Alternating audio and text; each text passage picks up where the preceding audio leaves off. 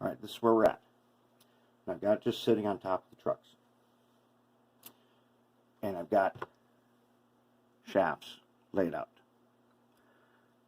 These trucks use the shaft system, and it goes like this, with the big gear to the inside. The motor sits on top of the truck. Then there's a hose that connects to the drive shaft for the front. What we have to take into consideration is on this is we need a coupler on the end. And that means the truck has to be set back just far enough so we can screw to the end of our underframe, which, as you can see on here, is not going to be any problem as far as there's this piece on the bottom here. That's no big deal. We won't have to worry about that.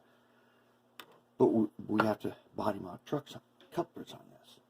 Front, no problem.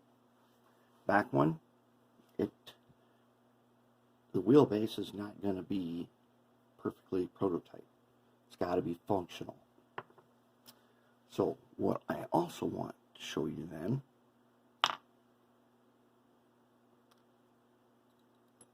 now, if I can set this on here, it's just barely balancing.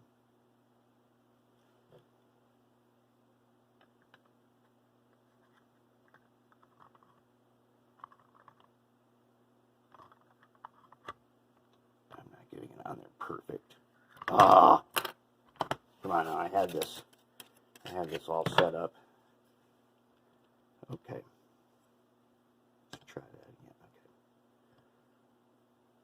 Okay. Because the other thing we have to be concerned about, other than it falling off while I'm just trying to balance it, is whether or not it's the right height. Looks good. Let's back up the Fruteschi to it. They are approximately the same height. So that means the guides on the inside of the body, where we've been guiding our frame to, are at the right depth. That's makes our job really easy. So we know the depth on the inside of this thing of where the frame goes. No problem. We'll make some pieces that will screw onto this, and we're probably going to use the goop on the inside. Whoops. On the inside of the frame, we're going to use the goop to attach some aluminum pieces that we will tap, and then we'll thread them so we can use screws. And the reason I'm going to use the goop is so that I can remove it in the future. I could epoxy them on there, but then that makes them next to impossible to get out. So I don't want to do that. I want to be able to, if I have to take them out, I can, and that's what goop allows us to do. So then we're going to also have to build,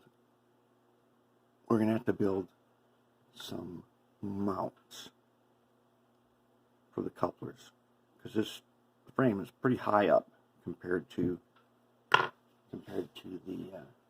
where the couplers get mounted.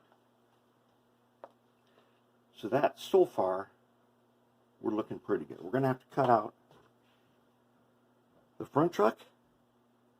Is mostly good to go. If we just tapped a screw hole in, we could just screw that truck right on there. Because the way these go on, well, we could, but we're not. No, we cannot. Never mind. Can't do that. I forgot. The way this thing really works is that there is a piece that goes across, and it screws onto the frame, so trucks can turn on it. So we'll figure that out when we get to it. And then the rear one, we're going to need a hole, because that gear and the motor sits on top of it. We're going to need a pretty good size cutout, kind of like on these. And we'll have to figure that out so it has good turning radius. So we'll figure out something for that. That's not going to be that big of a deal. And then we will, gosh, we'll be ready get rolling on this. So we are looking good. Okay, we're sitting down a little lower now. We're just a little bit high, not by much, but I put some temporary I put some temporary supports so it'd be easier to figure out if it was working or not. They're going to come out and we'll put the real ones in, but let's take a look. So we're very close on the height now. See, there's that couple pieces of styrene. They got to come out, and we can bring it down just a little bit. But check it out. There it is. Now, the question is, so there's a couple ways I can bring it down. One of the ways is I can mill this centerpiece. I could make that thinner. That's a possibility.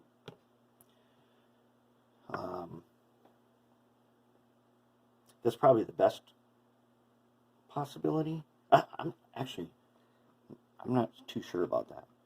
Well, we'll think about it. We'll figure out something.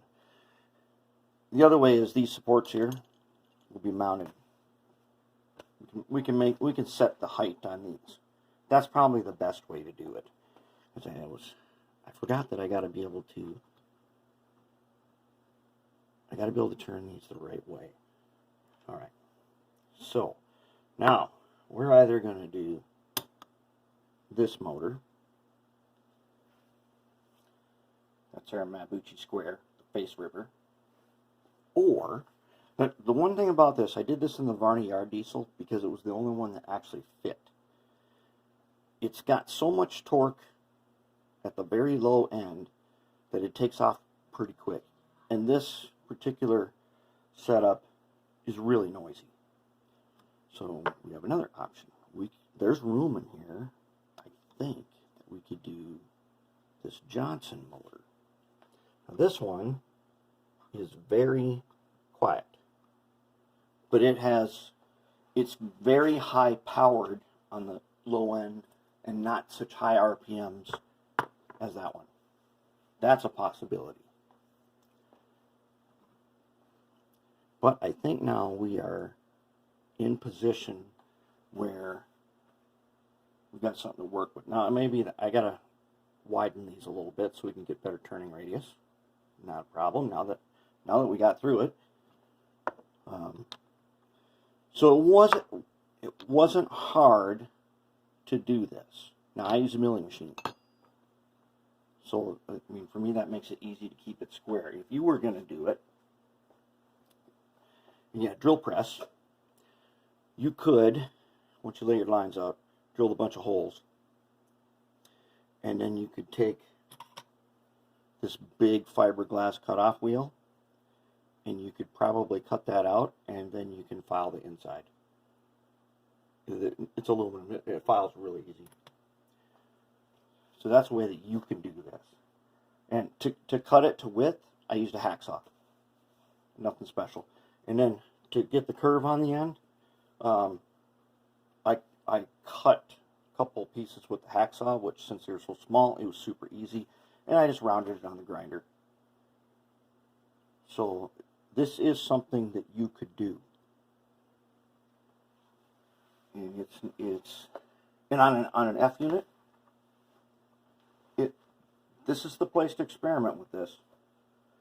And which also got me to thinking, now here are the sides that came with it. Okay.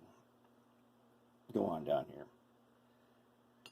As much work as we put into this now, I'm thinking we got to come up with a better fuel tank plan. Since it's turning out to be pretty cool, why not we put on a really cool fuel tank? Something really sweet under there. I gotta go look to the junk drawer, see what we got.